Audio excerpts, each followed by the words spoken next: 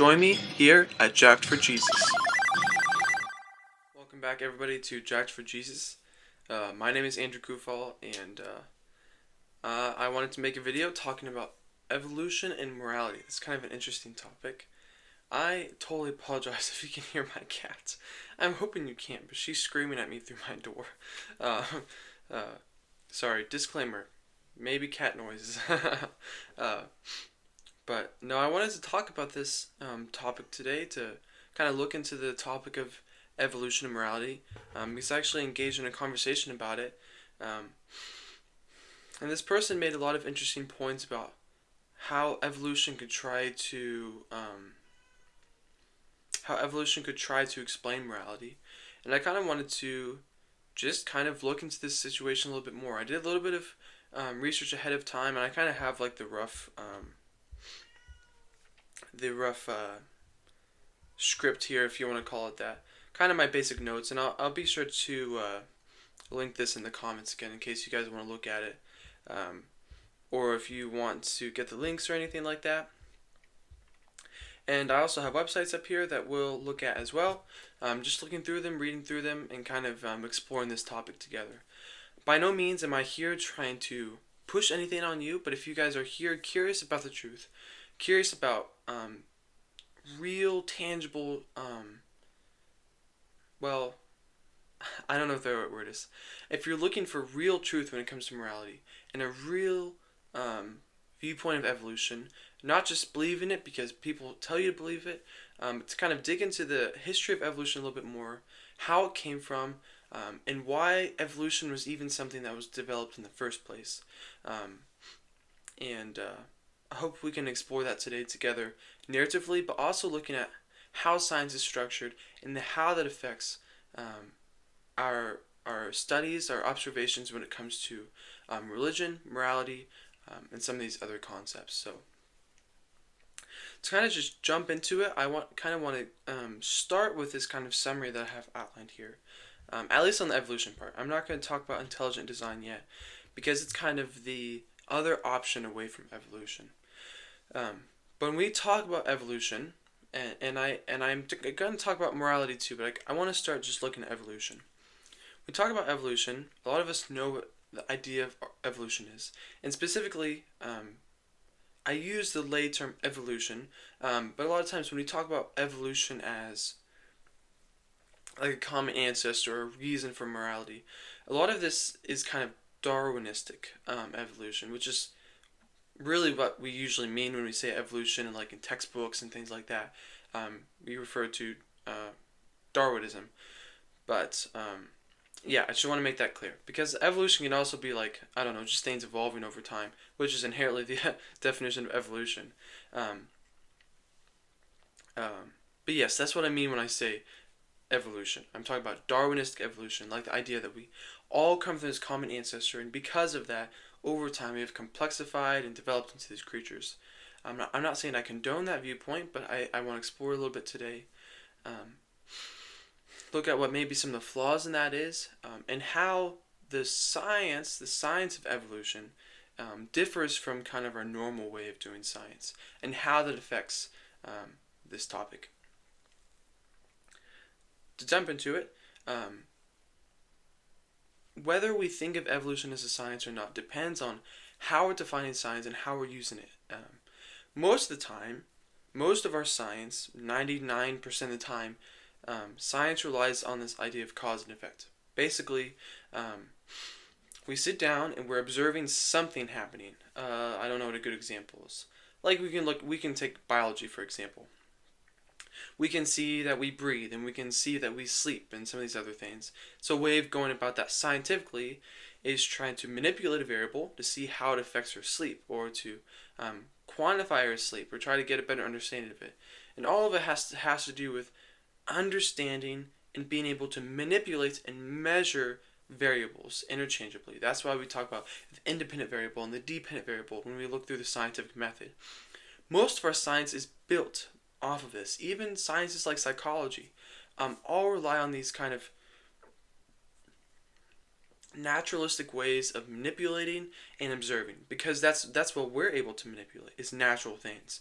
So we manipulate variables, or I mean, that variables could be a lot of things, but that's basically how our scientific method is structured.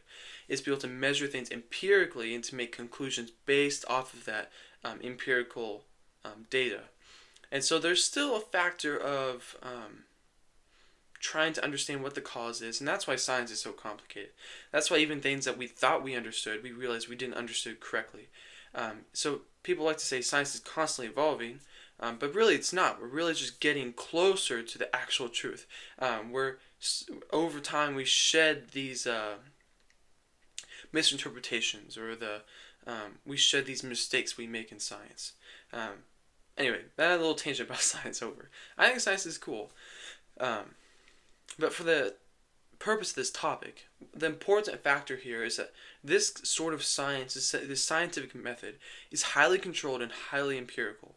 It has to do with quantities or qualities, but it still has to be highly controllable. And most importantly, for this conversation, we have to understand that this scientific method restricts its context and the scientific authority to only the natural. For example, one thing scientists are really curious about are dreams. We talked about that in my psychology class in college. Dreams, super cool. We all got them. Well, maybe not all of us, but most of us as humans have dreams. And there's kind of a lot of debate about why do we have dreams? What's the purpose of dreams?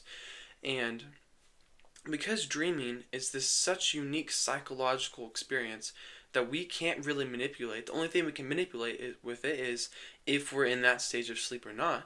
And we have some understanding about that. We understand that if you deprive someone REM sleep, they kind of REM rebound the next time they sleep for a long period of time, or any significant amount of time, that more of their sleep will be REM sleep. So it seems clear that dreaming is necessary. It's a necessary part of our human experience, our human condition. Yet, because science is so naturalistic, we can't really manipulate these things to figure out why dreaming happens. We know that it happens, we know that it does happen, that it does serve some sort of purpose, but because of the restraints of our science, we can't figure out why. Some people think dreams have meaning, some people don't. Regardless, that's just one example of how our science limits itself by its own definition, by the way it's structured. And I don't know if we could structure science any differently for it to still be science. I think it would start science of philosophy or those other kinds of things. So this is what our science is. It's limited to the natural.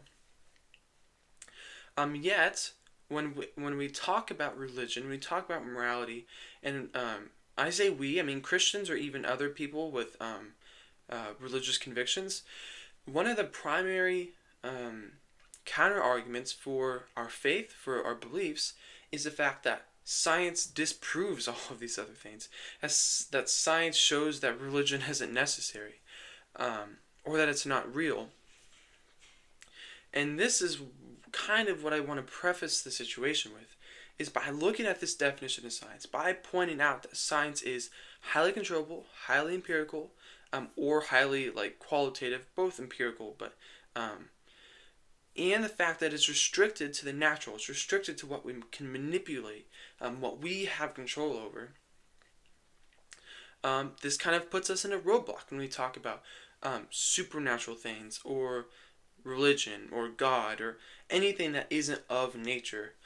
It limits us, because due to the nature of our science, we cannot say that science proves or disproves God, or I was gonna say creation. We know creation exists, or creationism is what I meant to say. Was the universe created, or these other kind of religious concepts. So because of that, we kind of have this disconnect. We have this disconnect of science in religion, and the case is made that science disproves religion. And I would actually like to counter that it doesn't, because that's out of its authority, that's out of its context, that's out of the constraints of science. Is if we're talking about something religious that is beyond nature, it's a idea that's beyond nature, then inherently, by the nature of science, it cannot prove or disprove religion. But we hear a lot of times that science actually shows God, or that science doesn't show God. And this is kind of saying something different. Instead of saying it proves God or it disproves God, we're saying, well, it shows God or it doesn't show God. And that's a little bit different. What we're doing there is we're looking at our observations from science we can manipulate and making conclusions. That's the important part. We're making conclusions about what we experience, what we're able to observe, and that's the difference. And I wanted to talk about that because actually this is kind of how we have evolution. Evolution isn't something that was developed over a lot of empirical science. Now, I do want to mention, because I think there will be people that says this. Charles Darwin, I think that's the name. Yes, Charles. I think it's Charles Darwin. If I'm wrong, please forgive me. But Darwin, I know that he did do a lot of empirical science with genetics. I am not refuting that. I'm not disagreeing with that. Our viewpoint on genetics is pretty solid, and we have grown so much in the field of genetics since then. That is not my point. I'm talking purely about this idea of evolution. And he kind of made these speculations because he went to these islands and he looked at birds with the different beaks. He said, well, these birds kind of look similar, but they have different beaks. They are kind of like adapted to their environment. And the more he dug into this, the more that made sense. Well, then we must all come from this common creature or this common ancestor. And now I'm generalizing for the sake of topic. I know it's a little bit more complicated than that, but that's basically what it boils down to.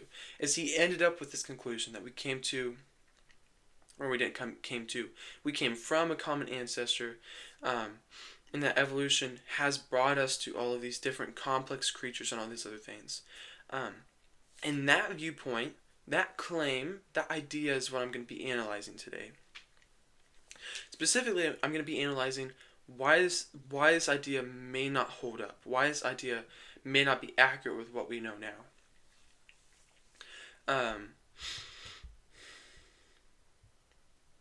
Yeah, I feel like I was going to say something else. I don't know what I was going to say.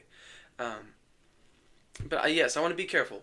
When we look at this, when we look at evolution or anything outside of science, we have to be careful by definition to acknowledge that we are not proving something, but that we are looking at observations and making a conclusion.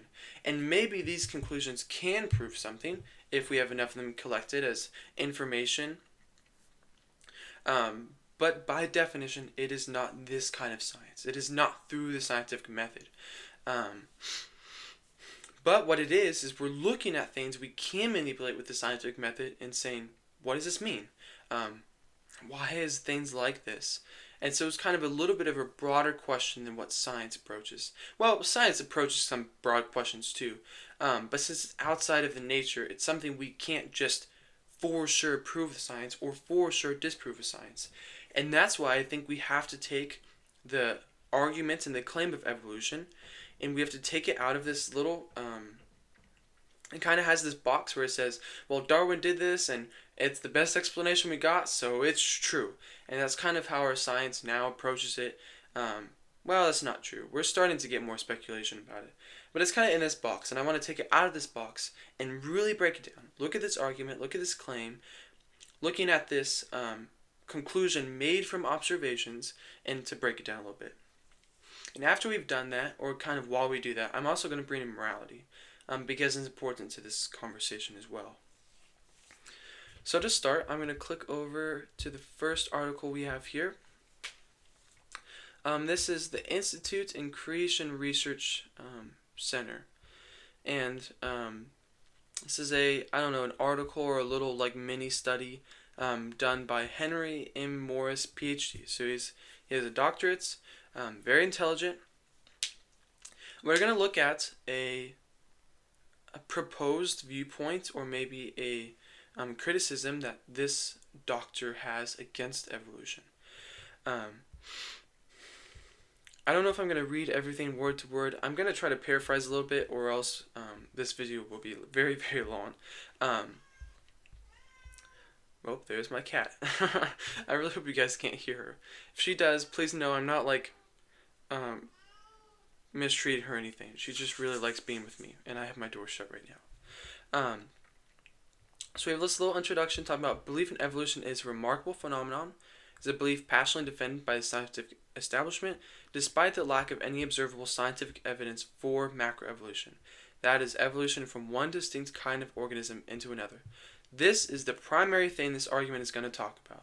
It's going to be looking at macroevolution because we know microevolution, well, we call it microevolution. It's really adaptation. I don't know if it really shows evolution. I think it shows more of different gene expression, at least for more complex creatures like us. Like bacteria and stuff, they adapt a lot easier because they're like single cell organisms. Any one mutation can cause them to do all sorts of things. And we can call that microevolution, but a lot of times it's an adaptation or it's a mutation. But we have that too, but we're also a lot more than one cell. So it makes a little bit less of a difference for these really complex organisms that macroevolution is talking about. This odd situation is briefly documented here by citing recent statements from leading evolutionists admitting their lack of proof. These statements inadvertently show that evolution on any significant scale does not occur at present and never happened in the past and could never happen at all. Now, that's a very strong claim, and if anybody's listening, I don't want you to get angry or anything. That is a strong claim, this is kind of like their thesis statement, and now we're looking at their essay. We're looking at their information and trying to break down why they would say this. So the first case is that evolution is not happening right now. So they say the lack of a case for evolution is clear from the fact that no one has ever seen it happen.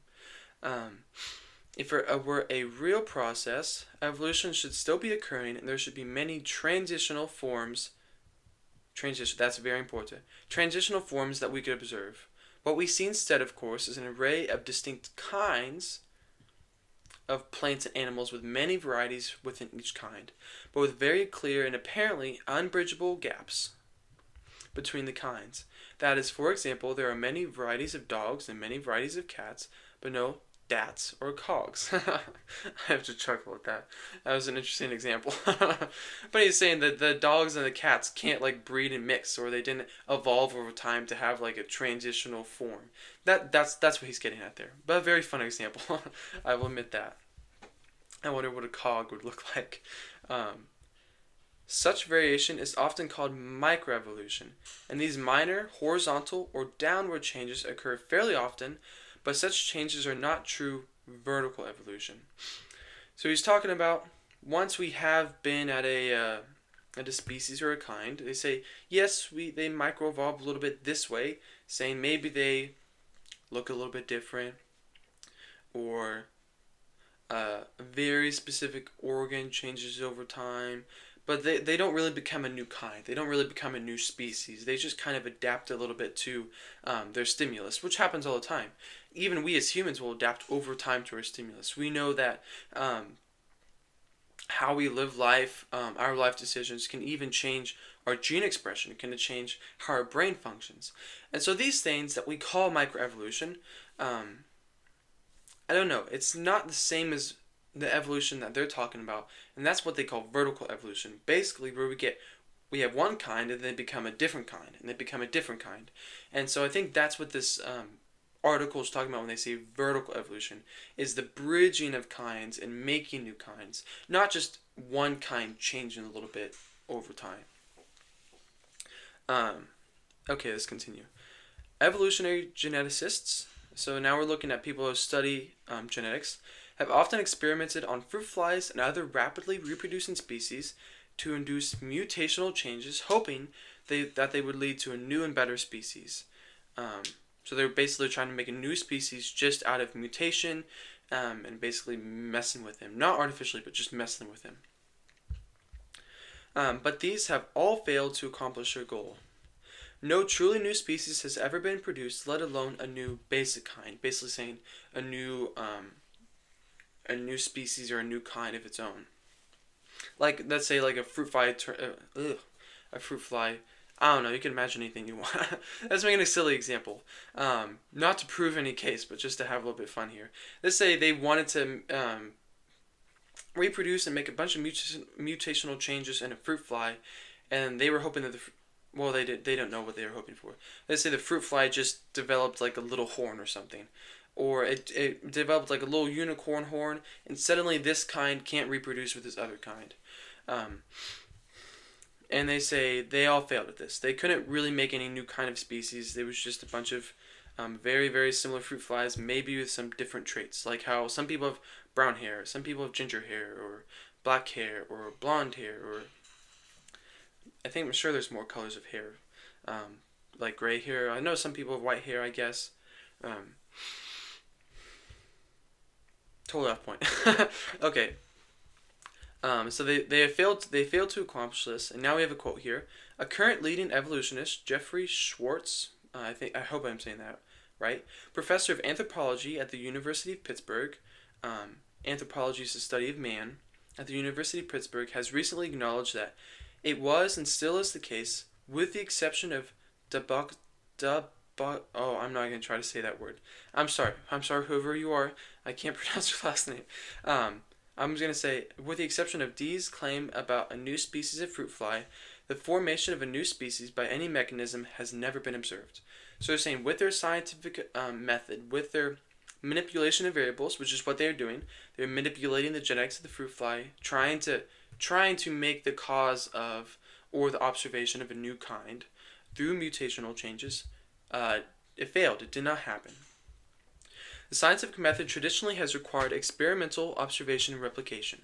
The fact that macroevolution, as distinct from microevolution, again, talking about macroevolution being kind to kind to kind, not microevolution being one kind changes, has never been observed. Wait, I broke the sentence. The fact that microevolution has never been observed would seem to exclude it from the domain of true science. Again, we talked about this a little bit earlier. That's why I wanted to start with this. True science being science through this empirical system, the scientific method. Even Ernst Mayr, the dean of living evolutionist, longtime professor of biology at Harvard, who has alleged that evolution is a simple fact, nevertheless agrees that it is an historical science for which laws and experiments are inappropriate techniques by which to explain it. One can never actually see evolution in action. I want to comment more on historical science, but I think the article is going to comment for me, so we're just going to keep looking. So that was our little case here for evolution not happening right now, according to science. So again, we're saying science is not showing that evolution, or macroevolution, like Darwinistic evolution, cannot be observed right now. We have not seen it happen, despite our science over, the last 1,000 years. Now we're going to talk about evolution in the past. Evolutionists commonly answer the above criticism by claiming that evolution goes too slowly for us to see it happening today, which by itself is not a horribly illogical statement. They used to claim that the real evidence for evolution was in the fossil record. That's interesting, I like this. Of the past, but the fact is that the billions of known fossils do not include a single, unequivocal transitional form with transitional structures in the process of evolving. So we're going back to the transitional form. This was mentioned earlier. It said there should be many transitional forms that we could observe. Basically saying, if macroevolution is capable of taking one kind and making a different kind and then making a different kind, basically we should see in-between kinds. That's why they use the example of dats and cogs. Still makes me laugh. Now we should be able to see these, and since we have this amazing thing of fossils, we should be able to find fossils where these transitional forms lived. They existed. And they're going to explore that a little bit more here in a second. They also talk about with transitional structures, like transitional organs or bones or something like that, in the process of evolving. Given that evolution, according to Darwin, was in a continual state of motion, saying it didn't happen and then stop and happen and stop, it was continuous, it followed logically that the fossil record should be rife or filled with examples of transitional forms leading from the less to the more evolved, saying if we truly did come from one common ancestor, then since one common ancestor would be one, and we have so many complex and evolved creatures that we should see lots of transitional forms that basically go from less to more evolved, kind of like a scale. Even those who believe in rapid evolution, so like really quick evolution, recognize that a considerable number of generations would be required for one distinct kind to evolve into a more complex kind. It's another interesting topic about this that I didn't really talk about in the summary, but it makes sense with the Darwinistic view on evolution, saying we all come from one common ancestor. There ought, therefore, there's an ought statement, therefore, to be a considerable number of true transitional structures preserved in the fossils, in the transitional forms that they were talking about earlier. After all, there are billions of non-transitional structures there. But, with the exception of a few very doubtful creatures, such as the controversial feathered dinosaurs and the alleged walking whales, they are not there. The two examples being, well, we think maybe velociraptors. That's right. We think maybe velociraptors had feathers. I don't know. They're kind of really iffy about that. But that's a fun picture in your head, seeing a little dinosaur with feathers on its arms. And then the walking whales, they see that because the whales have these two bones on the back that don't seem to do a whale lot. They're like, well, maybe that's a transitional form. But they're saying other than these two very exceptional, saying exceptional as in they're kind of the exception, examples, there's not a whole lot of proof for these transitional structures. Instead of filling in the gaps in the fossil record with so-called missing links, most paleontologists found themselves facing a situation in which there were only gaps in the fossil record with no evidence of transformational intermediates between documented fossil species. I'm going to read this statement too. The entire history of evolution, from the evolution of life from non-life to the evolution of vertebrates from invertebrates to the evolution of man from the ape, is strikingly devoid of intermediates. The links are all missing in the fossil record, just as they are in the present world. Okay, so what we're doing here is they're saying in the now, in the present, with our advanced science, with our advanced scientific method, looking at the natural, we don't really have a whole lot of data to go off of. We can't observe this actually happening. Even with something simple like fruit fly, they couldn't replicate it. And they'll look at, okay, if we can't induce it by our scientific method, maybe we'll go in the past and see, well, maybe if we can't observe it now, maybe there's observations we can make from past experiences that could show us this process. And this is talking about how they can't find these, that they're missing, there are gaps in the fossil record, where there's no evidence of transformational intermediates between documented fossil species. The entire history of evolution, from the evolution of, I already read that. So they're missing the fossil record. With respect to the origin of life, a leading researcher in this field, Leslie Orgel, I apologize for all the name pronunciations, guys. After noting that neither proteins nor nucleic acids could have arisen without the other, concludes, and so at first glance, one might have to conclude that life could never in fact have originated by chemical means. Basically saying, this is kind of similar to the topic I talked about in the other day. I talked about the law of cause and effect, this kind of reasoning logic about why the universe began. That's not very disputed. A lot of people think the universe began. Our science, even our observational science of saying, let's look at the numbers, let's look at how it's changed over time, also testifies that the universe had a beginning. And with Einstein's theory of relativity, he describes the universe as being life, space, and matter. I was going to say material, but matter is the right word, and physical energy. And one aspect of that is that they're correlative. Basically, they had to start together. And from what I understand, Leslie is also kind of saying the same thing here. They're saying that they couldn't really have arisen without the other. They kind of go hand in hand when it comes to genetics. And so when it says if it originated by chemical means, somehow they would have to develop exactly at the same time.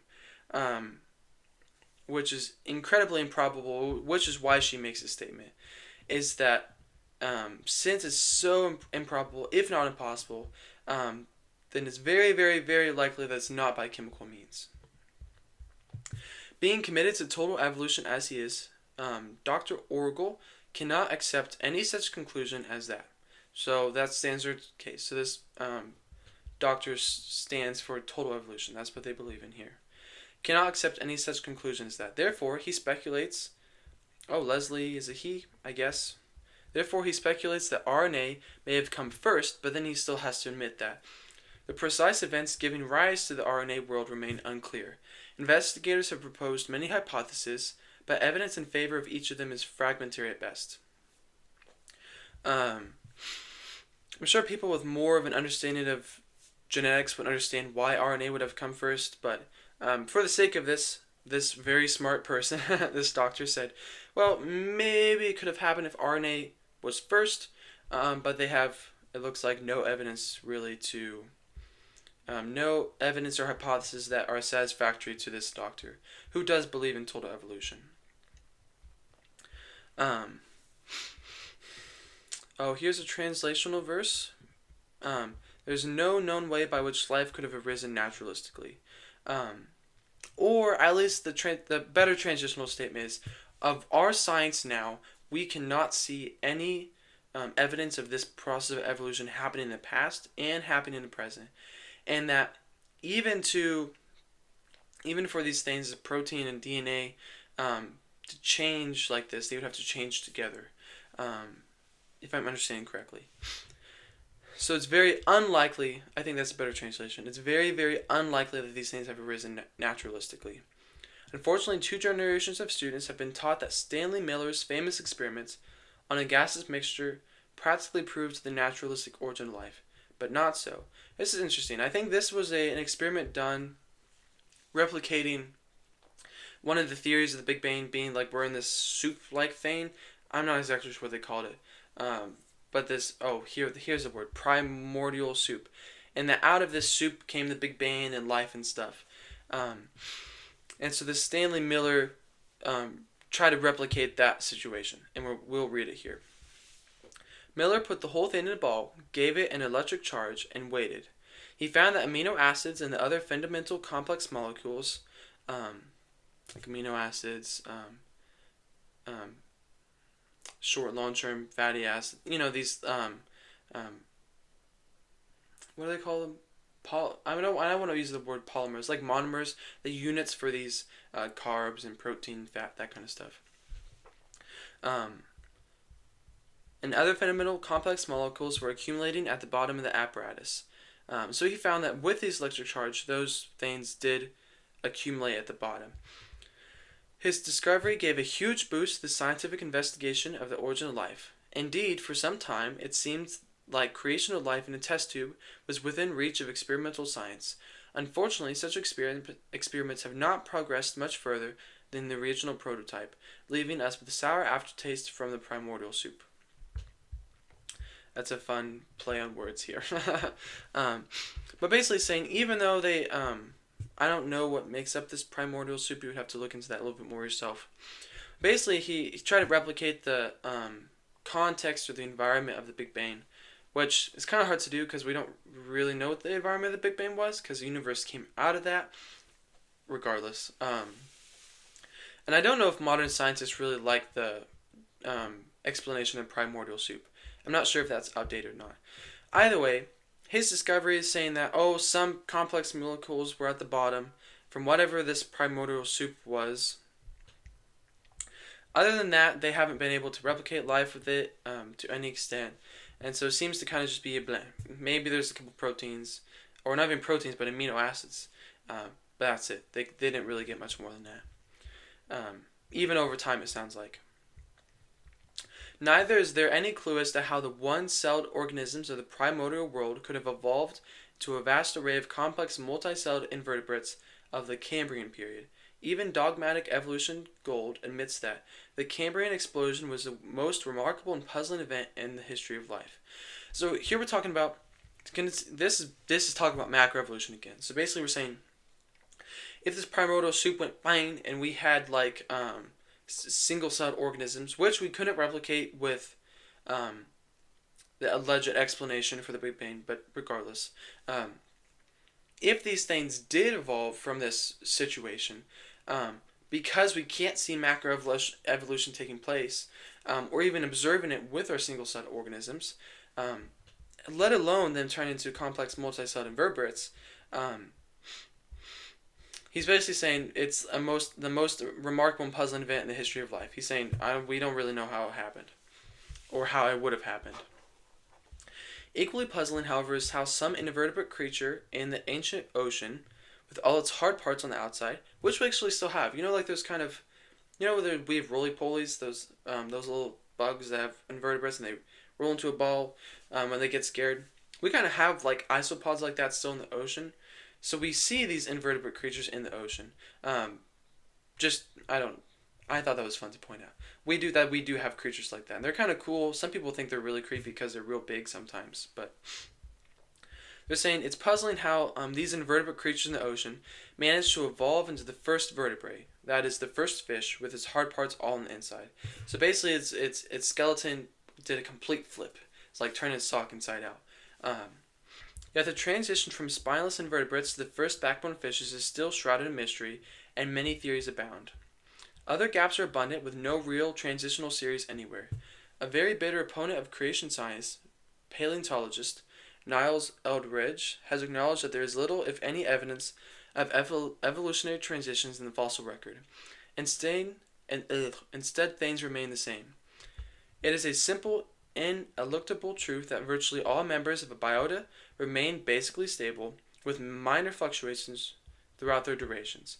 Minor fluctuations that are kind of like the minor evolution we're talking about, or just adaptation, or just gene expression, whatever that may be. Again, that's talking about the horizontal instead of macroevolution being the vertical.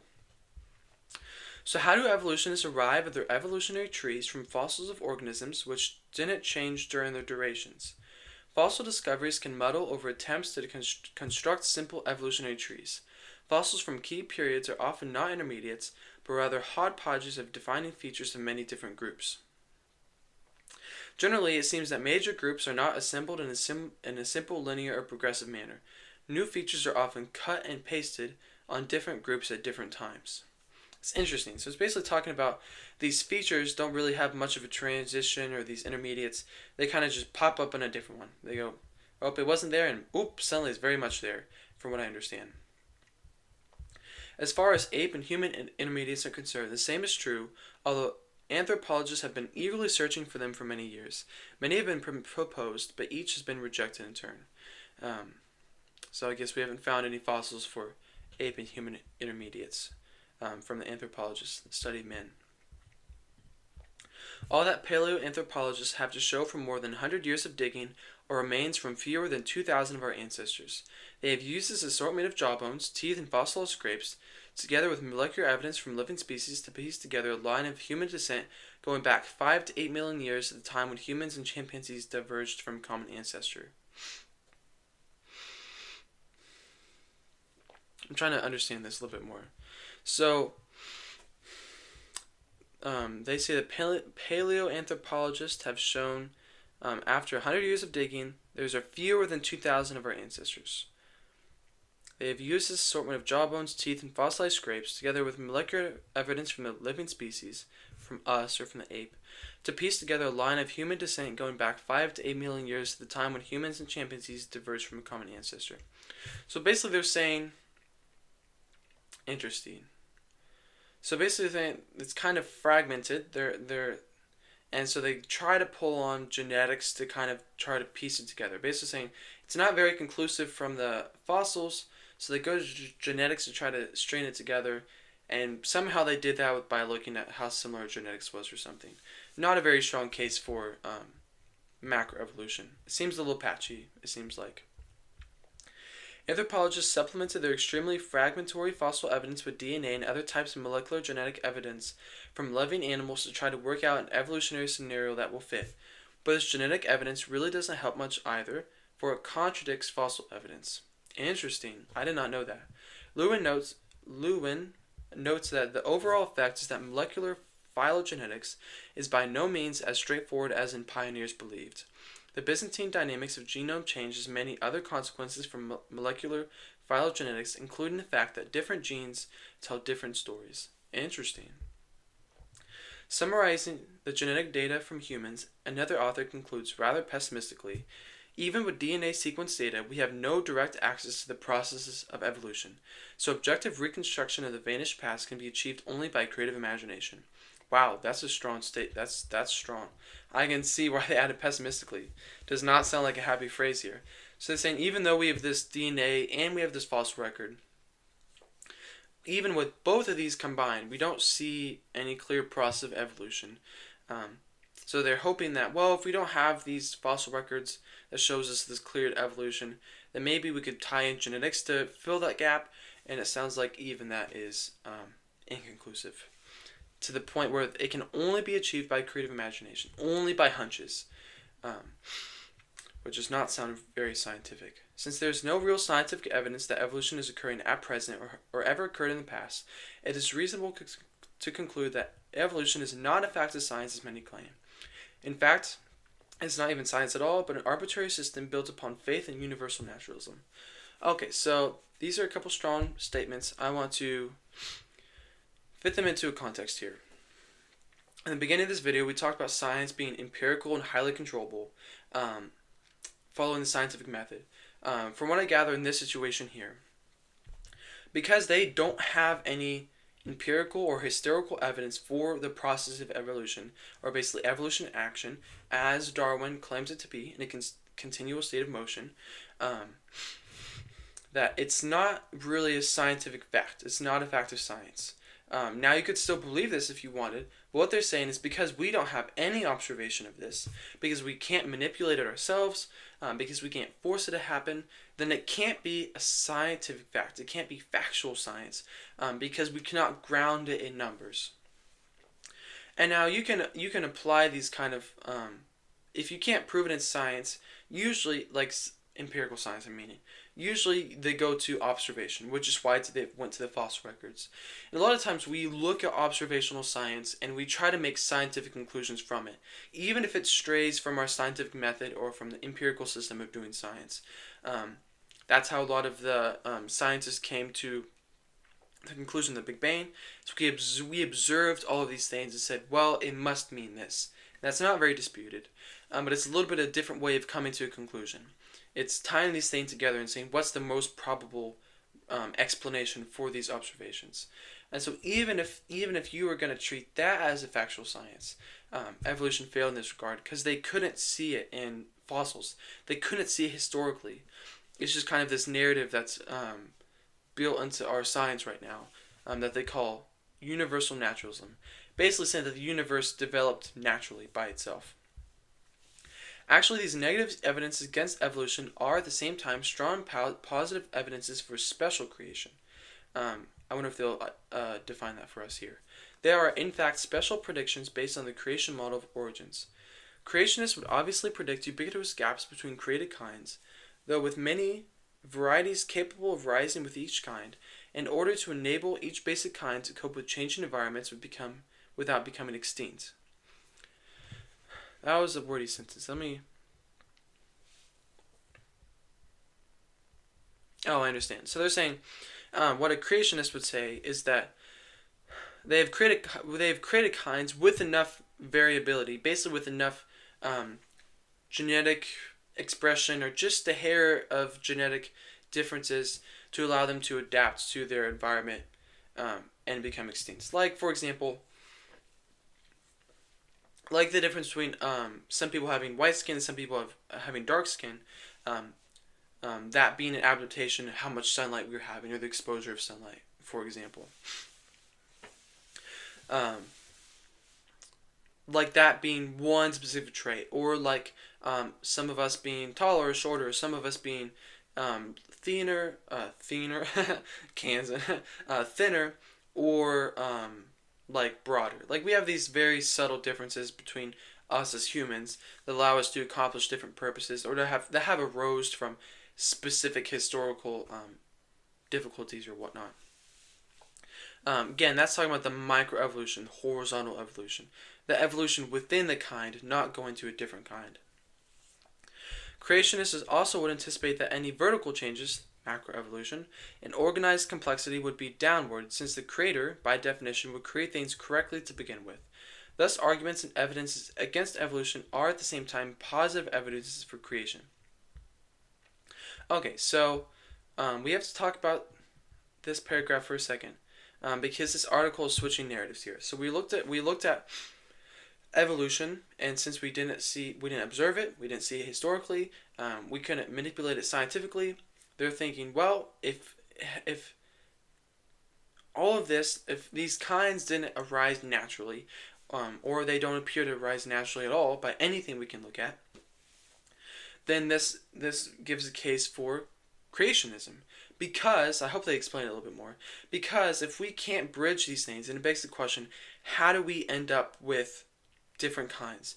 How do we end up with such specialized and complex creatures if they didn't evolve over time from less to more complex, which is something we cannot prove with science or observation or history.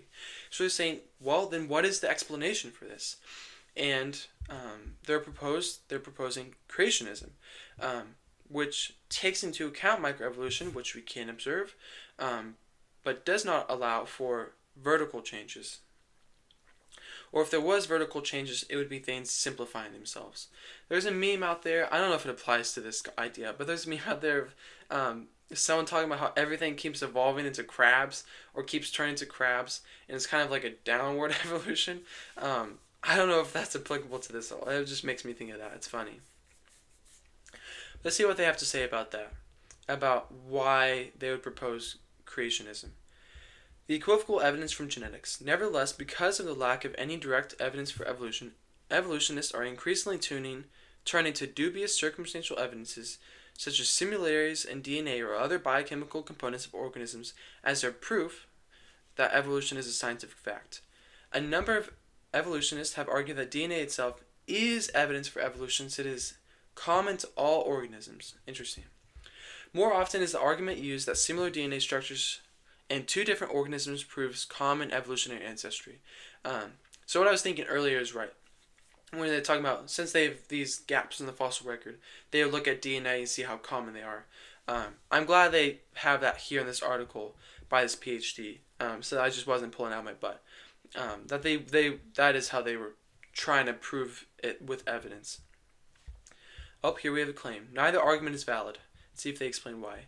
There is no reason whatever why the creator could not or would not use the same type of genetic code based on DNA for all his created life forms. This is evidence for intelligent design and creation, not evolution.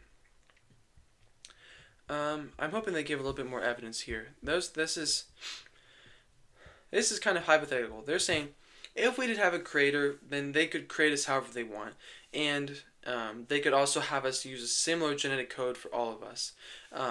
I wish they mentioned it more in this argument, but genetics, what do they call them? Geneticists are starting to realize that we do have a common code. That is something they're observing.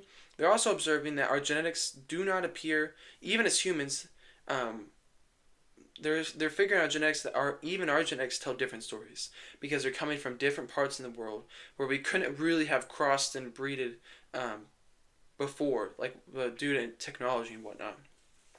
But they're saying that tells a different story, that it's not really connected like you would expect if we evolved, that it's more distinguished. And I think that's what they're talking about when they make this statement. There's no reason why the creator could not or would not use the same type of genetic code based on DNA for all his creation life forms. I think that what they kind of mean by that, it's like a signature. It's like, if this works, or if this is the foundation of life, then why not just plug it into all of your life forms? This is evidence for intelligent design and creation, not evolution. It's definitely not evidence for evolution. Because, again, as they said earlier, it doesn't align with what they thought from historical records, and it brings about its own problems. If we have extra time and I don't go too long, maybe I'll search up an article talking about some of the latest findings on that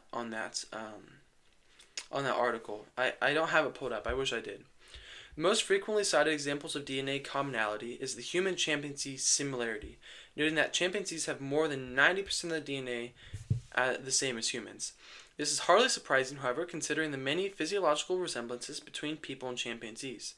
Why shouldn't they have similar DNA structures in comparison, say, to the DNA differences between men and spiders?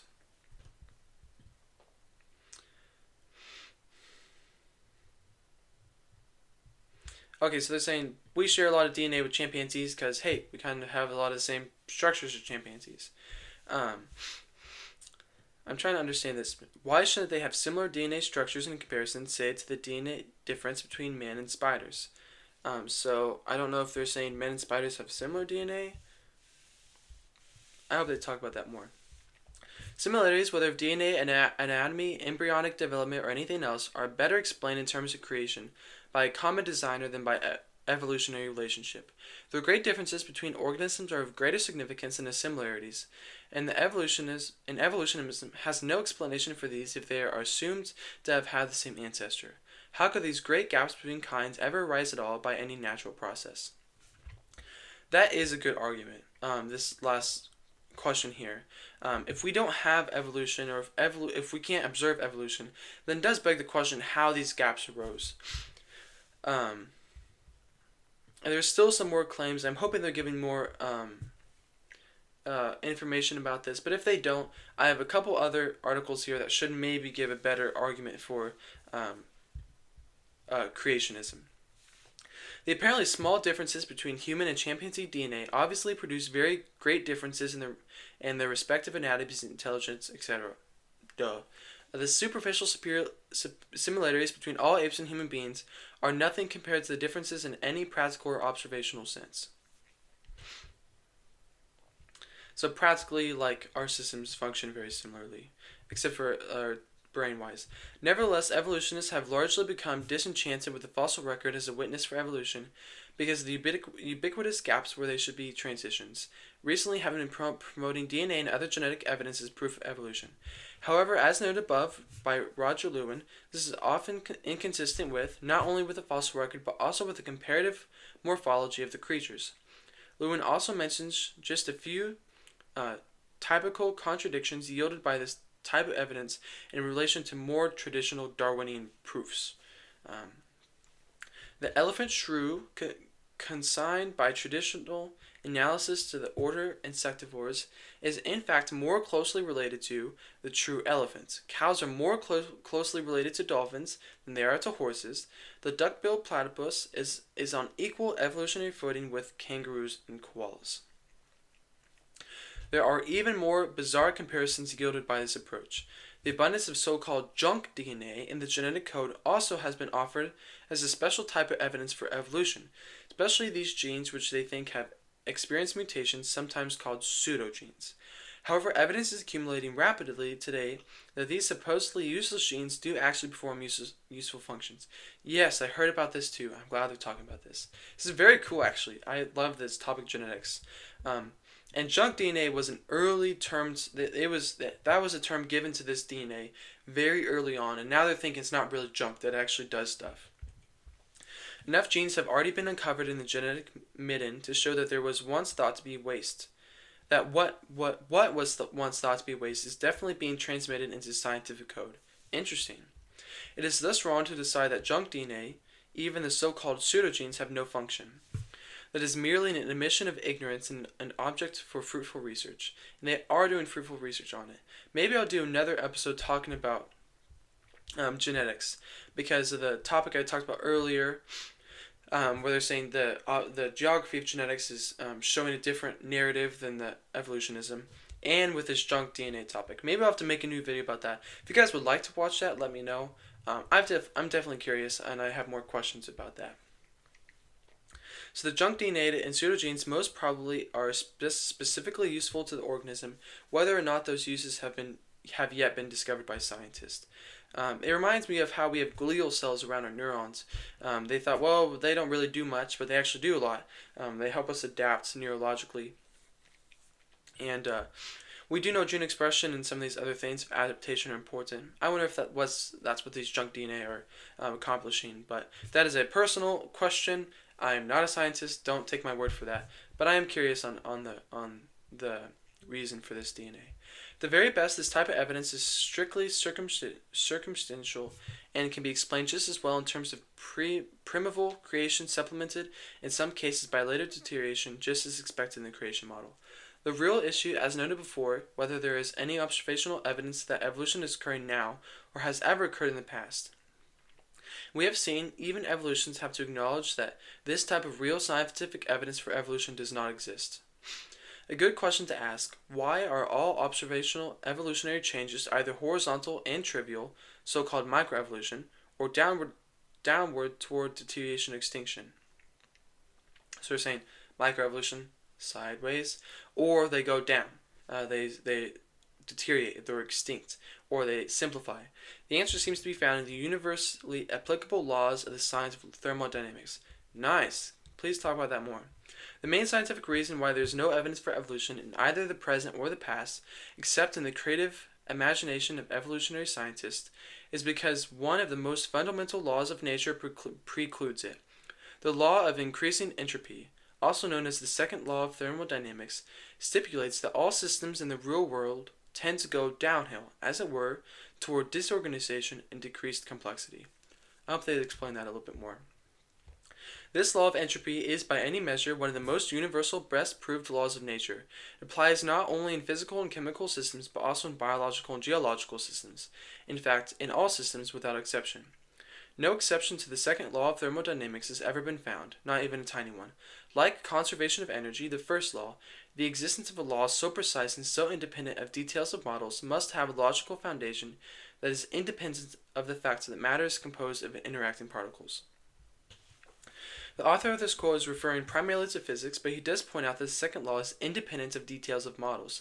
Besides, practically all evolutionary biologists are reductionists. That is, they insist that there are no vitalist forces in living systems, and that all biological processes are explicable in terms of physics and chemistry. That being the case, biological processes also must operate in accordance with the laws of thermodynamics, and practically all biologists acknowledge this.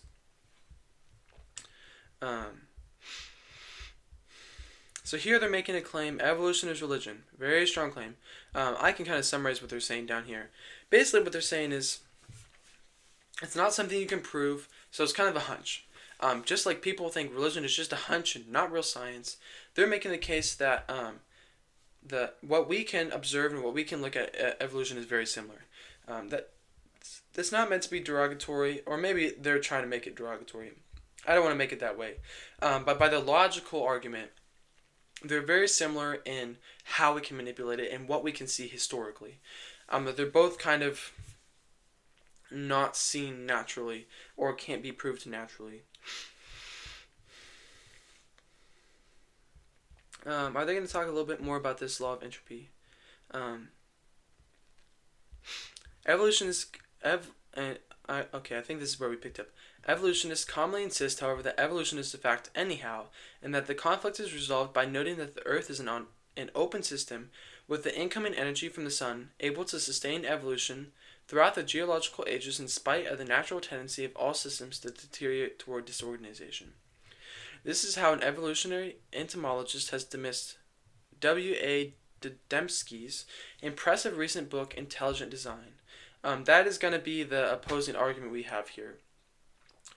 Because, the question still remains, why does these differences happen? Why do we have different kinds?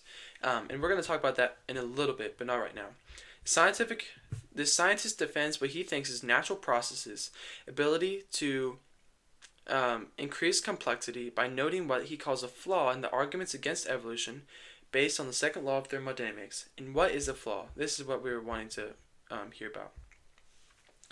Although the overall amount of disorder in a closed system cannot decrease, local order within a larger system can increase even without the actions of an intelligent agent.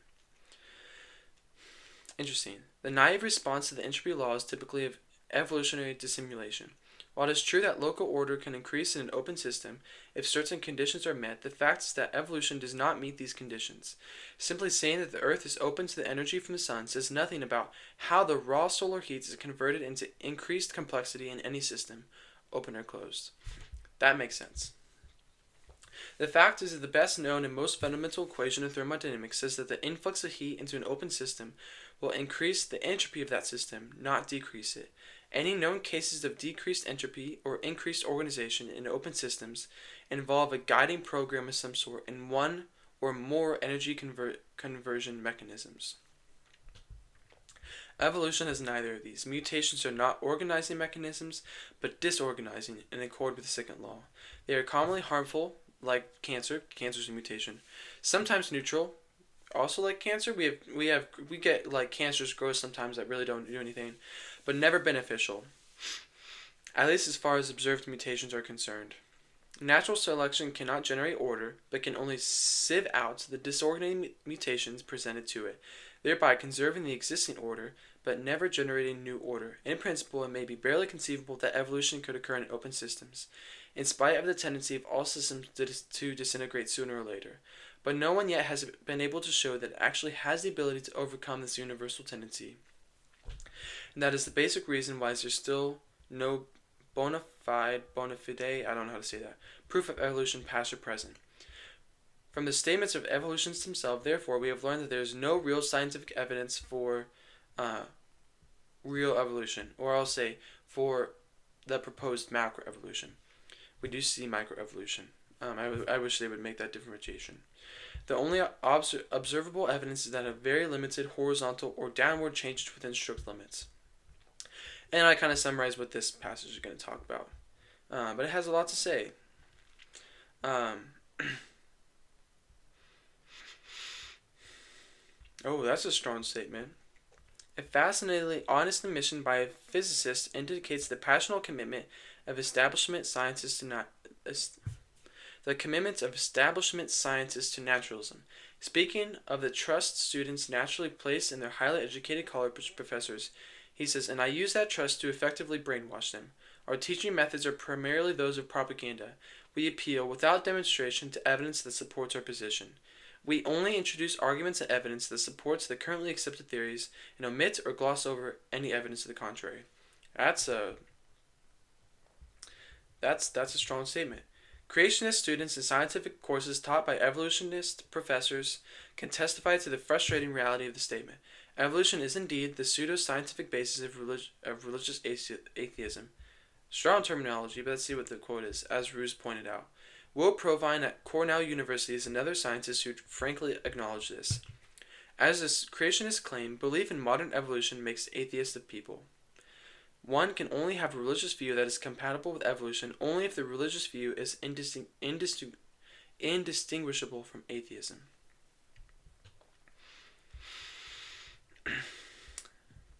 Anyway, this is kind of quotes of people basically saying that yes, we can't fill in the gaps, we can't really prove evolution, but we just teach it anyway. I don't need to read all this. Some of it sounds a little provocative, and I don't mean to. Well, I do want to read this one. This one looks interesting. What is this book? Neo-Darwinism. Wrote a book with that title, Religion Without Revelation. In a later book he said, evolution is the most powerful and the most comprehensive idea that has ever arisen on Earth. Okay? Later in the book he argued passionately, that's a claim, let's see if he defends it. Later in the book he argued passionately that we must change our pattern of religious thought from a God-centered to an evolution-centered pattern. It's interesting. Then he went on to say that the God hypothesis is becoming an intellectual and moral burden on our thoughts. Therefore, he concluded that we must construct something to take its place. So even this person who's like arguing against religion and he's saying that the hypothesis that God made creatures and all these other things is becoming an intellectual moral burden on our thoughts. I apologize that I'm chewing a little bit on my tongue. I'm having a hard time spitting out words. That's an interesting concession for somebody like that to make. And that we must construct something to take its place. That's interesting wording. Because I think with science, we're not designed to construct things out of science, to construct an argument out of science, but rather to figure out what the truth is.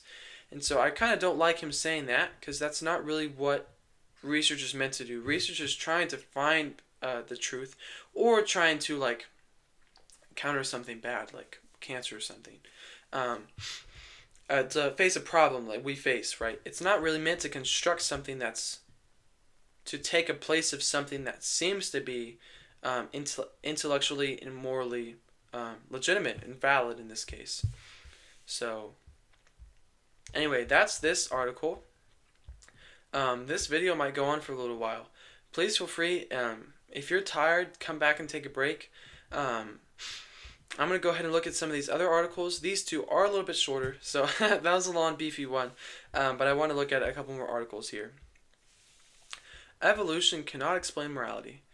So this is a apologetic resource, just to be transparent. So they believe in Christianity, believe in the faith. But despite their position, it makes sense that they would have this position.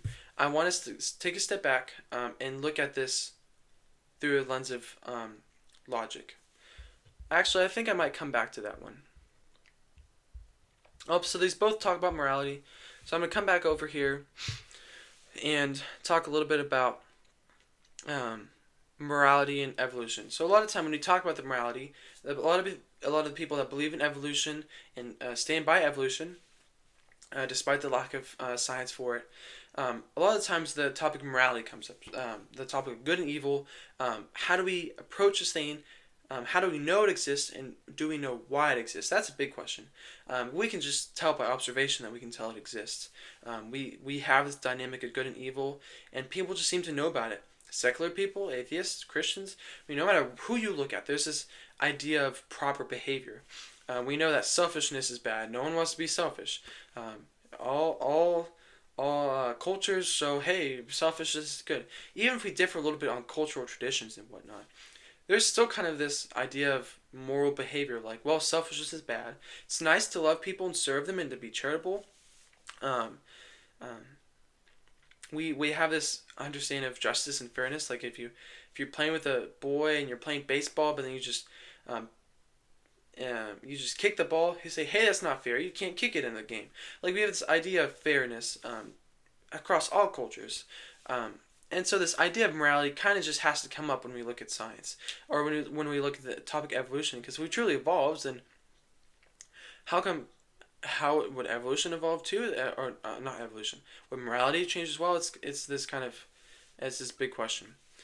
I'm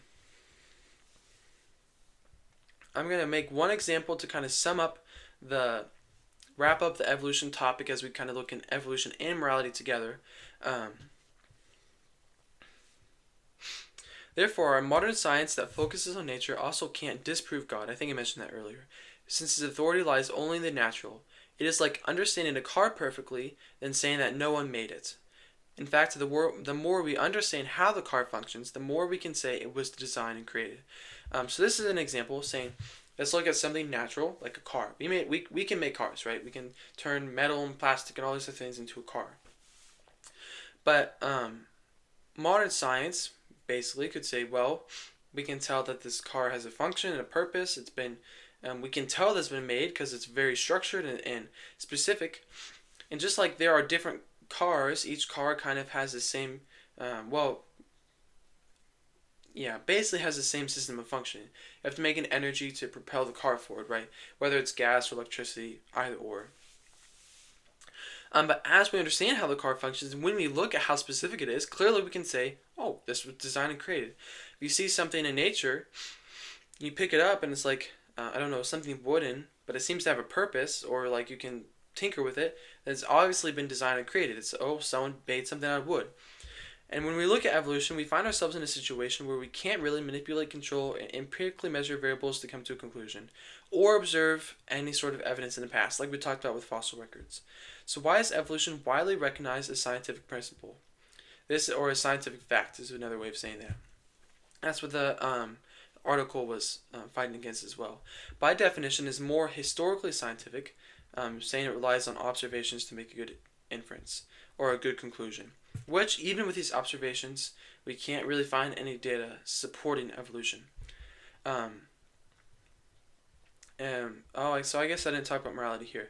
Anyway, I was having a conversation with somebody about morality, and their claim was that evolution and morality kind of evolved together. I'm like, oh, that's an interesting claim. And so I wanted to dig into a little bit more and see, is this a claim that a lot of people have? And it looks like yes. A lot of evolutionists do claim that morality is a byproduct of genetics and natural selection and these other things throughout history. That it's something genetic within us. It's something that is fueled by our how we're designed and all these other things. I thought, that's interesting. So we're going to kind of look at some reasons why this might not be the case. One, we already kind of showed that evolution is not very backed up. That's kind of a fuzzy principle that doesn't really have any evidence for it. And so even if that's the case, then it begs the question, well, then where did morality come from? And even if somehow evolution did exist, how did it not explain morality? That's where I want to go to next. And this one is pretty short, so bear with me.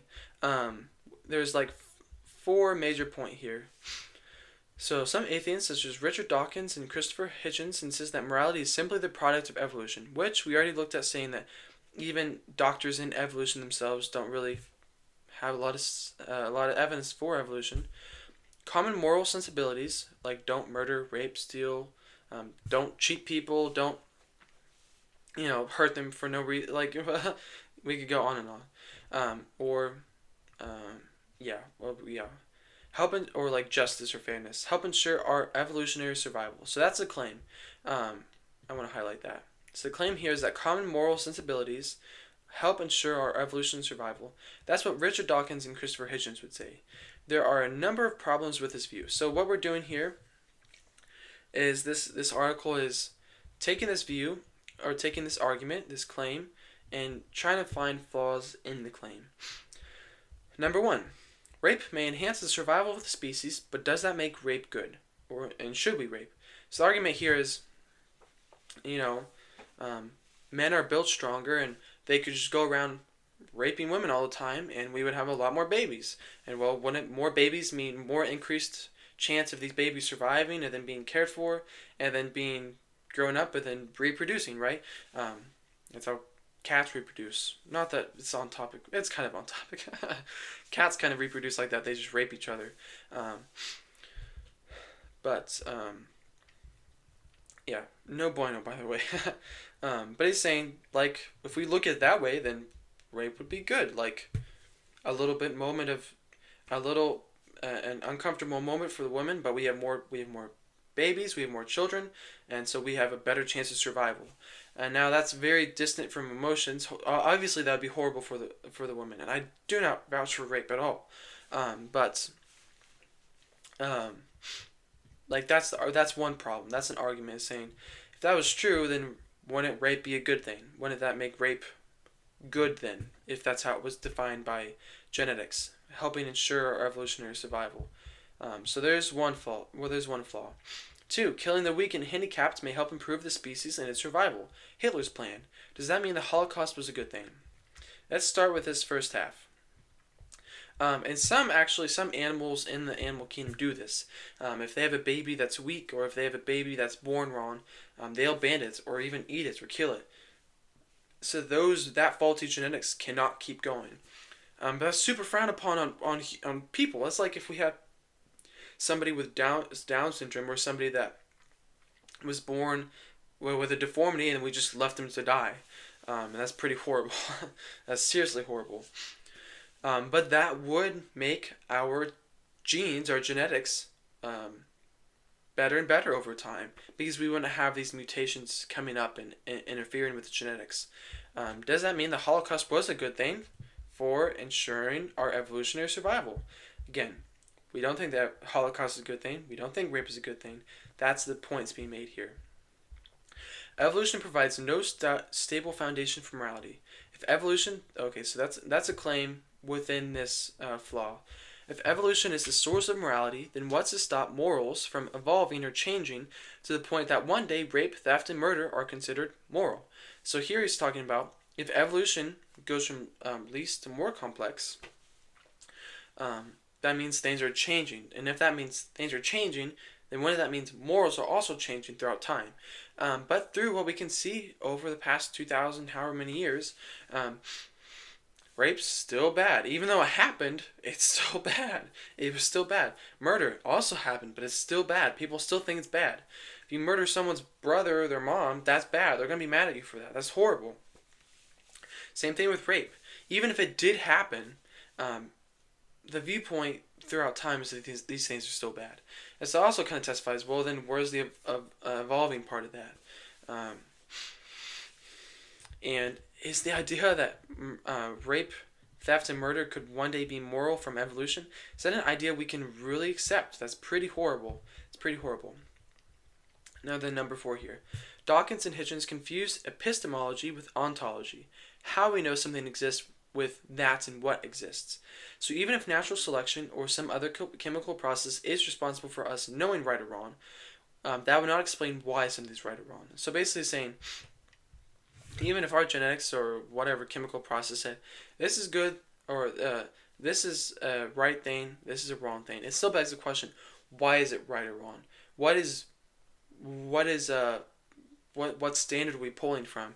And if it's a standard just dictated by evolutionary survival, then this would be good, and this would be good, and this would be okay. How does a chemical process, natural selection, yield an immoral moral law? Basically, an immaterial moral law. Basically saying if we can say these things are really wrong, even if genetics change, and even if we get that it's right and wrong from our natural selection, which we don't really think that's the case either. It still doesn't explain why. Why is it wrong? Why is this right? Why is this evil? Why is this good? We need some sort of standard to pull from. You only have a moral obligation to obey an ultimate personal being, God, who has the authority to put moral obligations on you. You don't have a moral obligation to chemistry. This is a really interesting point, and I've actually been reading Mere Christianity by C.S. Lewis, and this is a point he talks about as well. This topic of genetics or like our behavior or our morals being dictated by our genetics. He kind of talks about it. He says, okay, maybe we do have a herd instinct where if a lot of us are together, we want to do something together, But he says that doesn't explain why we can have two different desires at the same time, and we have something within us that says, well, let's say this man meets this pretty woman. He's like, and the woman tells him, hey, I'm already with a man. I don't want to be with you. And so he has two desires. He has one desire of saying, well, I want to be safe and kind, and I don't want to, interfere with her relationship. But his other desire could be, well, I really want to sleep with this woman because she's beautiful. And I don't care if she has a boyfriend. That's what I want. So we have this very primitive desire and also this more sophisticated desire of doing what is right, which is to respect that. But then it still begs the question, if this is just genetics, wouldn't we have to,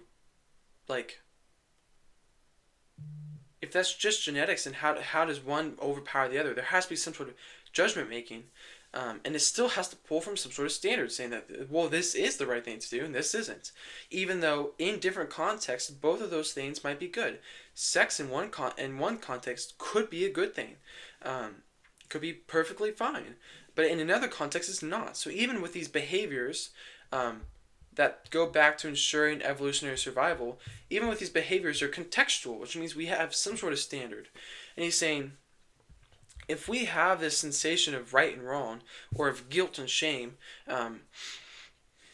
we don't have to follow our chemistry, but if we have these feelings, then what's the contrast coming from? It's coming from something moral or some standard, but even if it's something like cheating may be beneficial for us and for our survival. But at the same time, we still feel guilt about it. So if it's if that is all that morality is these things, that moral sensibilities that ensure our survival, then there's a lot of flaws to this. Because some things are good for survivability that aren't good to what we would consider right and wrong. So it begs a lot of questions. It begs a lot of questions of what standard are you pulling from? How does this work? And if it's not subjective, or if the standard's not within ourselves, maybe we do have some sort of a subjective moral standard saying, hey, the good thing to do is to sleep around as much as possible, eat as much food as possible. These very primitive things for survival, but that's not really what we think of when we think of right or wrong. We think about these a little bit more complex issues. So clearly it's not within ourselves. It's not from our flesh. It's not from our nature. So it has to be something outside of ourselves. And that begs the question, what is that? Again, we don't have to follow a standard that nature gives us, like, oh, squirrels like acorns, so we have to give squirrels all the acorns. Which, if you give a squirrel an acorn, that's fine. That's very nice of you. I'm saying, like, we don't really have any natural thing outside of us to dictate the standard. So it must be something beyond nature and beyond ourselves. And a lot of people turn that to God. Instructions is some sort of law, some sort of standard. And while even if you don't believe that right now, then I do challenge you this question. If it's not just genetics, and even if it is from evolution, we don't have research for evolution. So it begs the question, if evolution didn't really happen, and it can't really answer why we have these convictions of right or wrong, even if the wrong thing could be good for survival, like rape and killing the weak and these things, then where does this come from? Even if you don't believe in God, I want you to chew on that.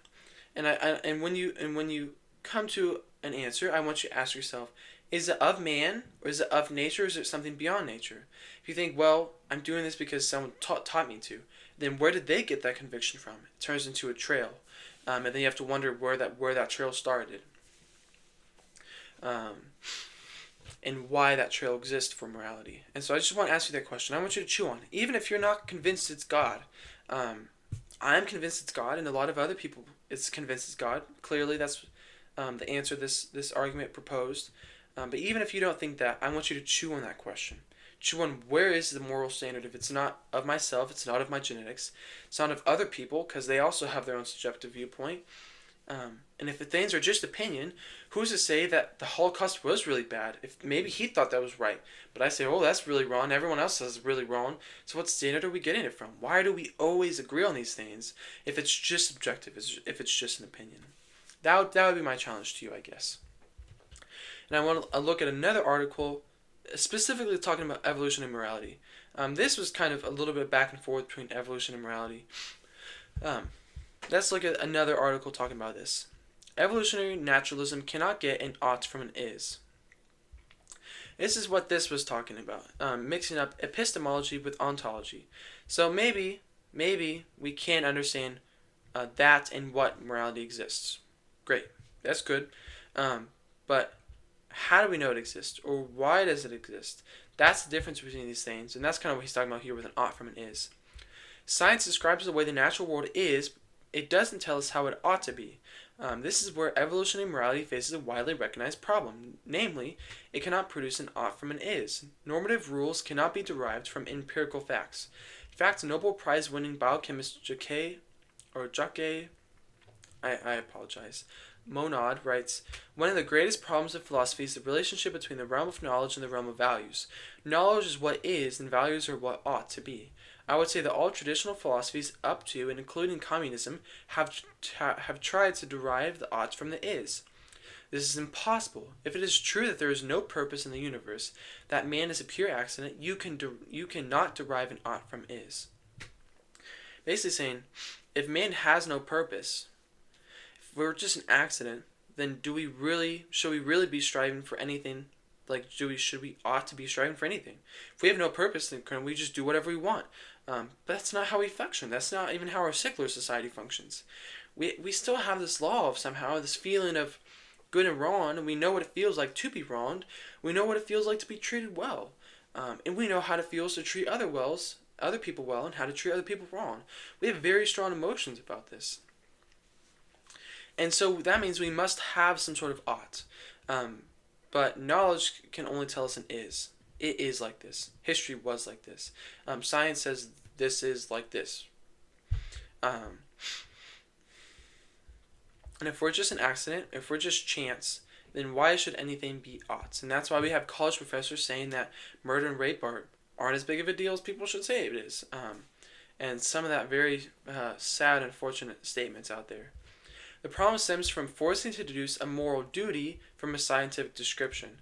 Kind of building on this. Darwinian evolution may be able to describe past behavior, but it lacks the resources to prescribe future behavior. As Greg Koukl puts it, one question can never be answered by any evolutionary assessment of ethics. Why ought I be moral tomorrow? If we're just a chance, if we're just evolution, if we're just creatures, there is no good answer for that. Why ought I follow this? Why ought I be good? And if I have no purpose, if I'm just an animal created from evolution, which we see it's not, evolution is almost impossible, then like what is my purpose? Why does it matter? And then that starts leading to a very destructive mindset. That's like, that's not good. And even if it doesn't matter, then why do I have convictions when I do something that I think is wrong? And where do I even get this wrong from, or this wrong from, if I'm just an animal, if I'm just an accident? Any response assumes an objective standard beyond the natural world. If you say, why ought I be moral tomorrow? If you give any reason for that, it's not from nature, because of what he's talking about here, because of the nature of science and knowledge.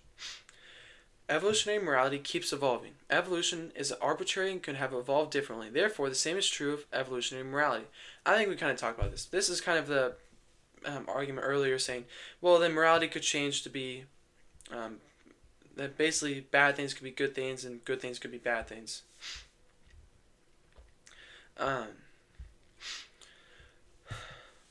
Oh, that's a good point. That's kind of a summary of what we talked about earlier. But this is a good point. Saying, furthermore, evolution does not provide a stable foundation for morality in the future. So, we want to have some sort of end goal. Where does this end goal come from? Of what's the ideal? What's his ideal standard? What's his ideal goal? And that assumes a standard. That assumes that we're reaching for something that matches up with this standard of rightness that we have. But where does that standard come from? Since evolution is a process of change, morality must also change. Apologist Frank Turk asks, if evolution is the source of morality, then what's to stop morals from evolving to the point that one day rape, theft, and murder are considered moral? That's actually what was just in this article earlier. This reveals the absurdity of trying to ground morality in a naturalistic evolution. What is morally prohibited today could be morally obligatory tomorrow, and this evolution wouldn't be morally better or worse, it would only be morally different. And that's the other thing about this, because it would be right. We would just have different genetics. We would just be different. Our morals would just be different. But we collectively have this idea of right and wrong anyway, of good and evil. And so that how we live our life now, how we function now, does not testify to this naturalistic viewpoint on morals. For example, in the distant future, slavery may function well in the perpetuation of the human species in the struggle for survival. As a result, enslaving other human beings may become moral. To avoid this conclusion, one must smuggle in a transcendent moral standard that evolution just doesn't provide. Some sort of moral standard that evolution can't provide for us. This is another good topic. Evolutionary naturalism explains morality away. Evolution is all about survival of species. This means, on an evolutionary view, moral beliefs are fitness-directed, not truth-directed. That is, we come to hold moral beliefs based on what confers a survival advantage and not on what corresponds to reality. Given that evolutionary morality is fitness-oriented, not truth-oriented, many naturalists have questioned the existence of morality. Moral realism is a view that there are objective, mind-independent moral facts. Unfortunately, Darwinism does not explain how there could be moral facts. Rather, it attempts to explain how humanity has come to mistakenly believe in moral facts. Interesting. Michael Roos and E.O. Wilson understand this. They state ethics as we understand it, is an illusion fobbed off on us by our genes to get us to cooperate. It is without external grounding. Roos and Wilson continue, morality, or more strictly, our belief in morality, is merely an adaptation put in place to further our reproductive ends. Ethics is produced by evolution, but not justified by it, because, like Macbeth's dagger, it serves a powerful purpose without existing substance. Again, so saying no standard. It's not justified, even if ethics was produced by evolution, which we're looking at macroevolution not having hardly any research or data to back it up. So that makes this fall apart even more. It's like even if evolution happened, which according to what we looked at, Very, very unlikely, if not impossible. It's a hunch. It wouldn't justify the behavior either. It wouldn't make it good or evil, just what it was. The way our biology enforces its end is by making us think that there is an objective higher code to which we are all subject. Because we think that ethics is objectively based, we are inclined to obey moral rules. So they think that our biology just that tricks us into thinking that we have an objective higher code, which we're all subject to. But really, it's just a thing. It's a goof. It's a trap. Because we think that ethics is objectively based, we are inclined to obey moral rules.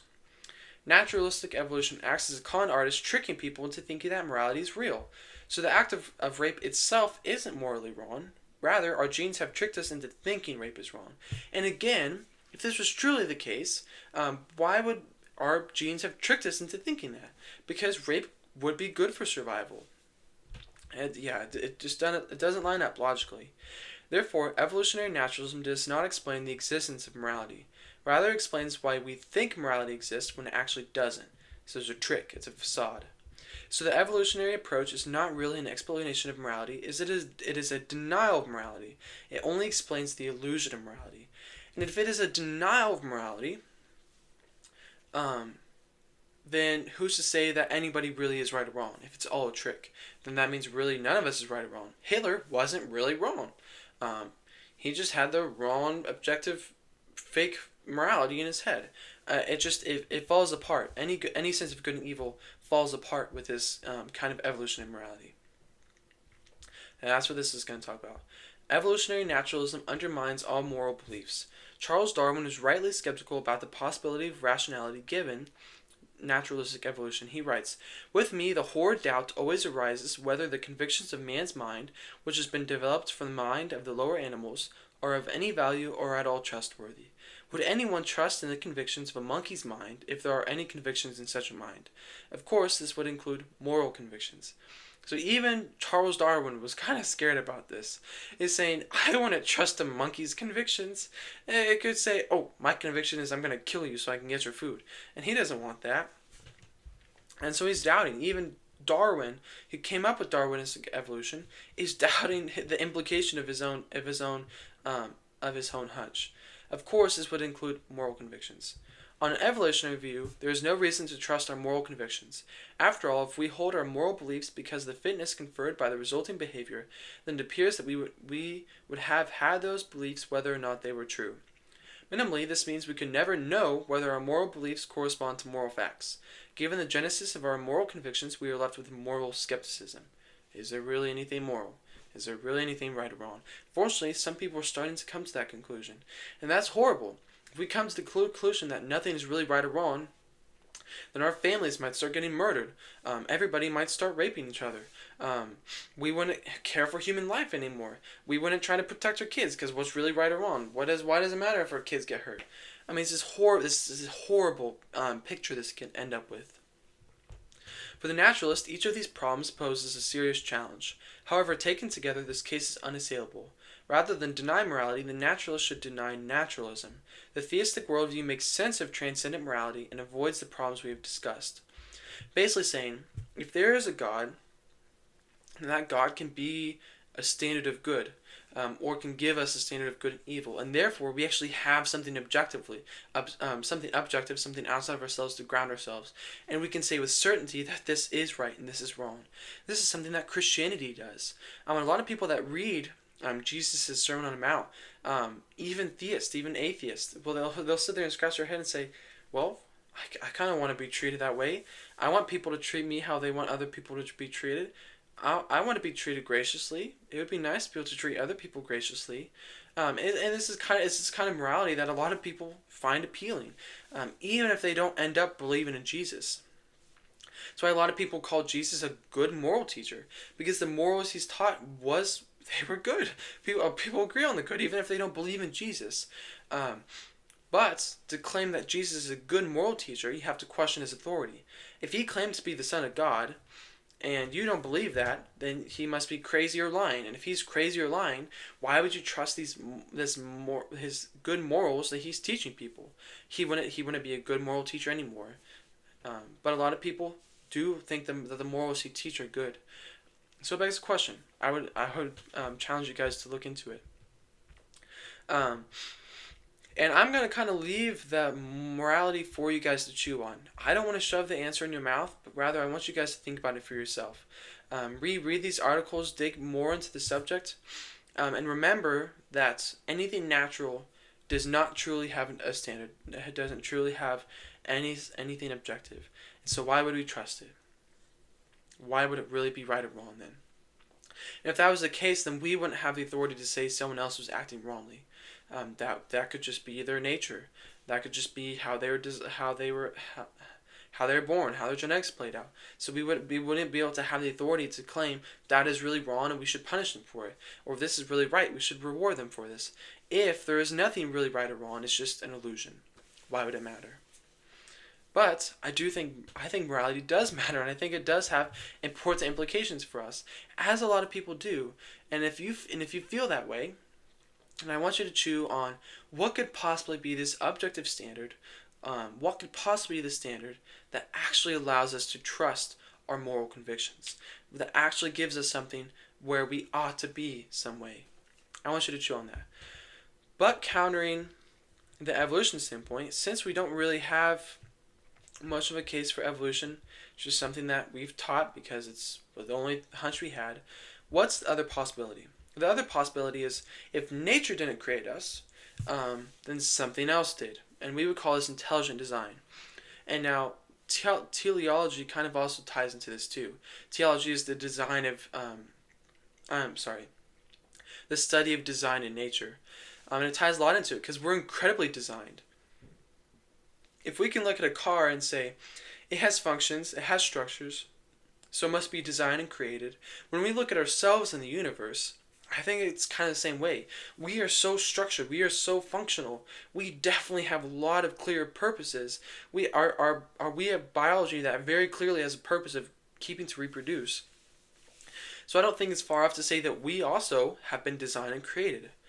And the most famous example would be with the Big Bang and the teleology, which I just mentioned, or the fine-tuning argument, kind of the same thing.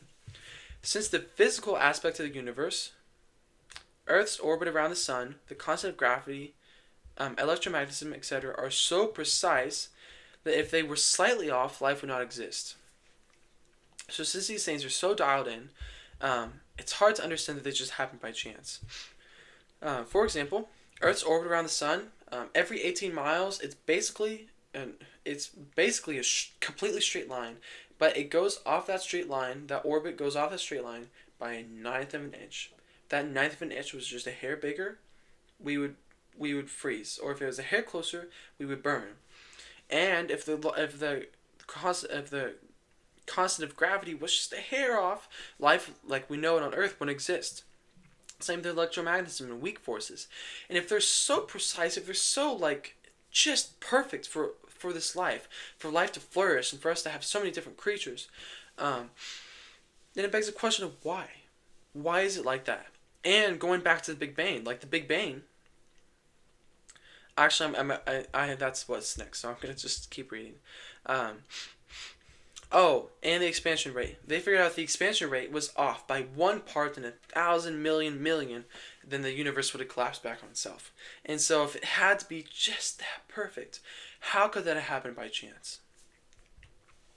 And this is Einstein's theory of relativity makes it pretty clear that the universe is defined as time, space, and matter, and that they had a beginning, and the only two options for that is that something or nothing created it.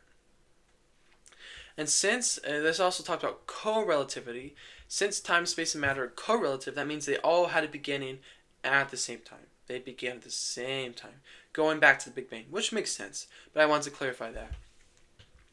And yes, the two options is that, something causes Big Bang to happen,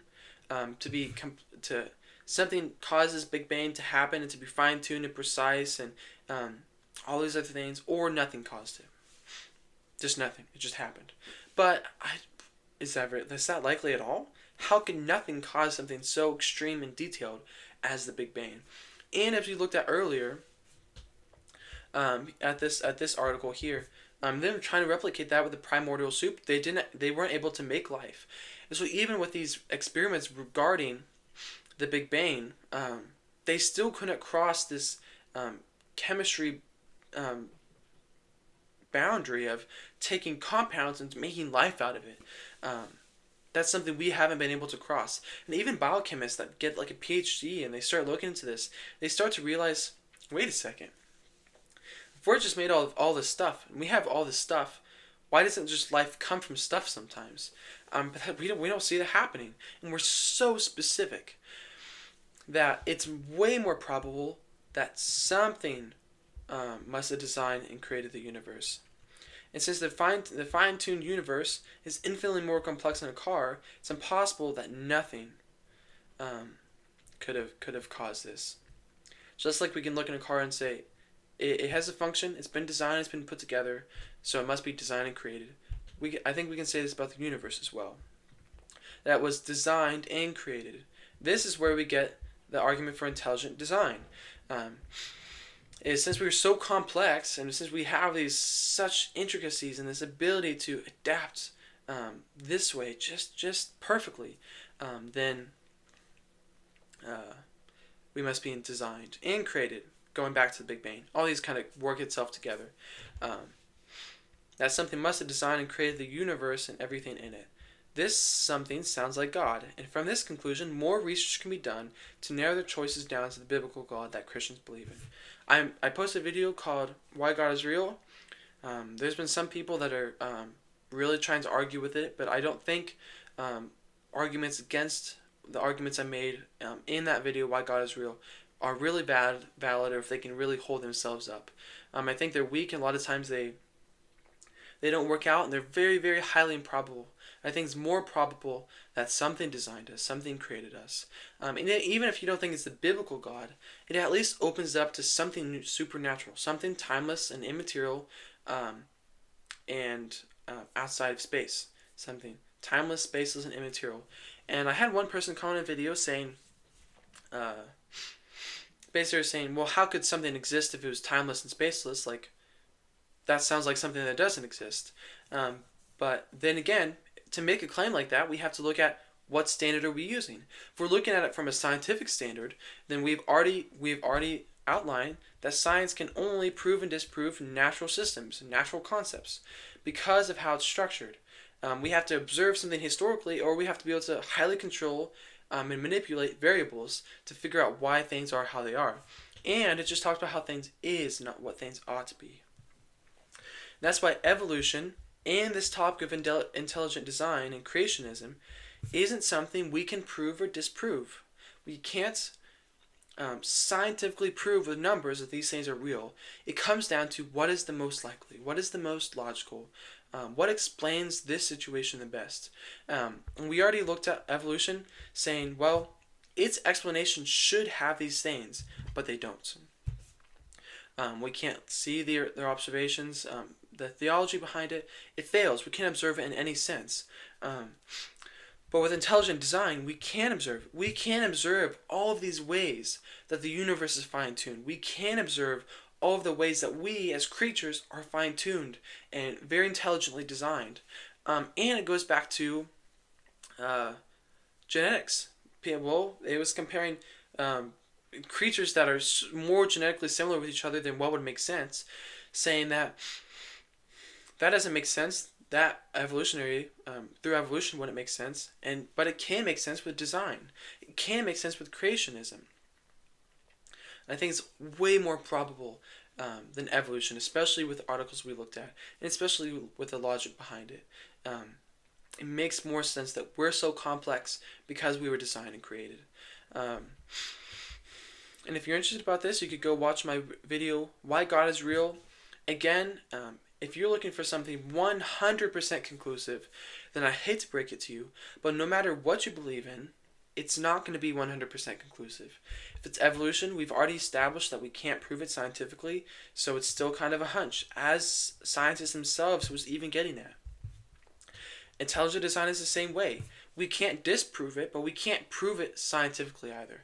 We have to rely on logic and philosophy. And what is more likely? We can rely on math and probability as well. But I think out of what we can, from what we can observe, with what we can see in history, intelligent design is by far extremely more likely, way, way, way more likely than evolution. And it demonstrates why creatures are made so complex, and why creatures are so different, and why we haven't evolved into different kinds, and why we can evolve horizontally with macroevolution and downward, but not vertically, not upward into something different. Suddenly it starts to make a whole lot more sense. If I do make an episode on genetics and DNA, which I'm kind of tempted to, let me know if you guys would enjoy that. We could also dig into this idea of intelligent design more with that. But yeah, that's kind of the case for independent design and morality coming from something outside of evolution. I think I have a couple more sentences here. Other proofs such as the moral argument combined with this one can show us that this cause is intelligent, creative, loving for making a planet so abundant in life and resources, timeless, spaceless, and immaterial. From here, analyzing the possibilities become easier.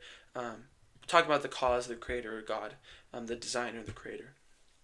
So, yeah, I hope this guys, I hope this video was at least challenging or interesting to look at these ideas, to look at kind of the structure of evolution and how it claims to function and why we don't think it is that way, and to look at intelligent design.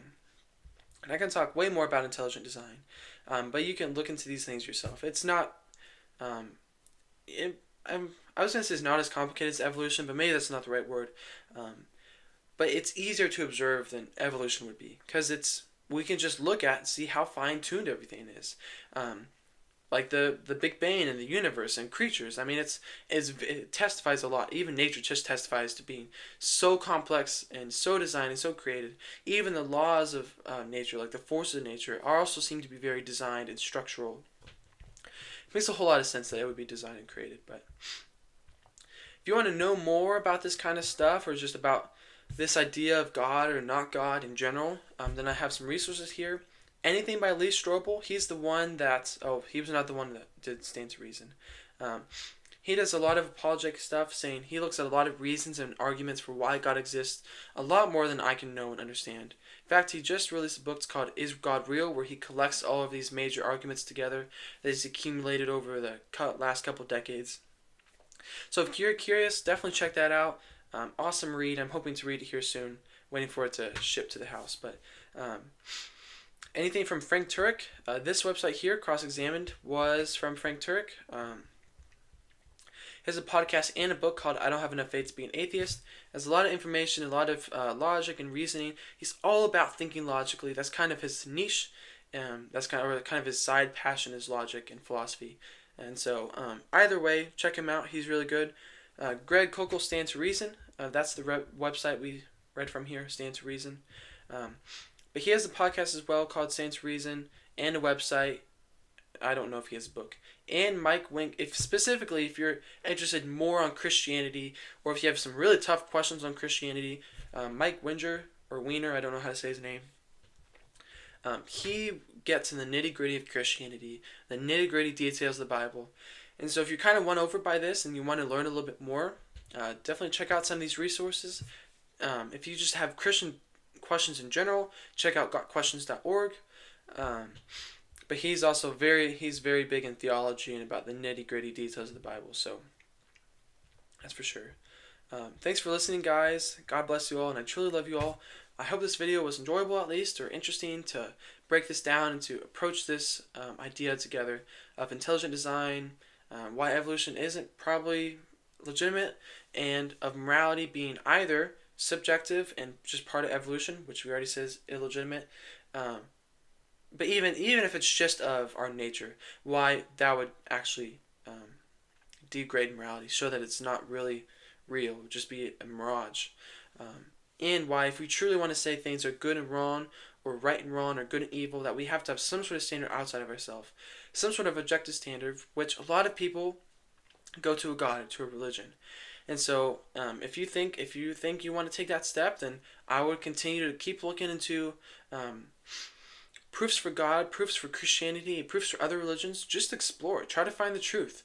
Just don't take my word for it. Go and take these arguments and these resources and this opportunity for yourself to go check these kind of things out. So if you are curious, I do have a podcast. I think it's on YouTube Music if you're watching this on YouTube, but I also have it on Spotify, Apple Music, and Apple Podcast, Castbox, iHeartRadio, Pocket Cast, and Radio Public.